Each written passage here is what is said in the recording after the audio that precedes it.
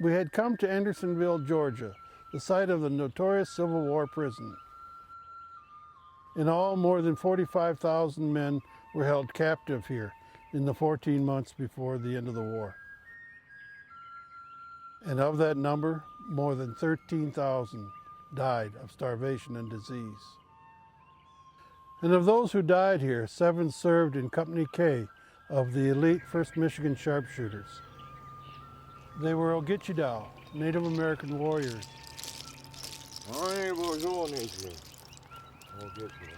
And they had lain in their graves for 150 years.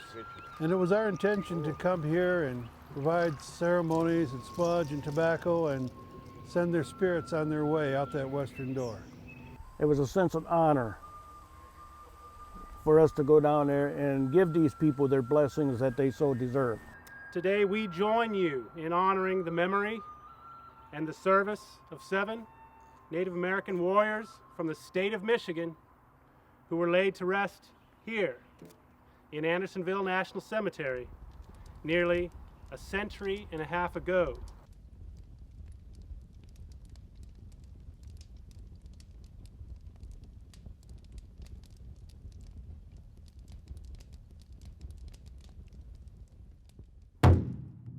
For some members of the Ogichidow, it was a surprise. It was news to a lot of us because we were floored when so many of our people's names traced back to the Company K. To absolutely think about our people being in the Civil War, no. I never thought about it. For many of us, we had known stories of the 139 men of Company K and the legends that had passed down through our families.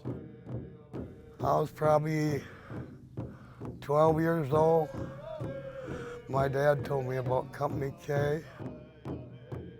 The only Native American company in the Union Army, having little to gain, a lot to lose, still went and did it. It's still strong within our memories, you know. The people talk about old times, and that was in the past, but to us the history is present day.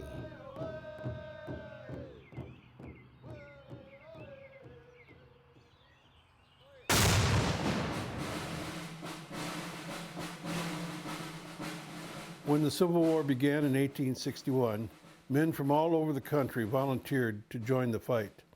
Native Americans were no different. Thomas Kachitigo from Saginaw wanted to do his part.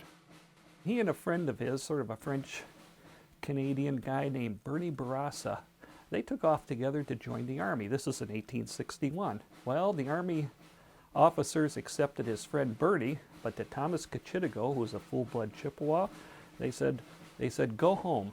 We don't want you in the Army. Now, the government of the United States had nothing to do with this. It was the government of the state of Michigan.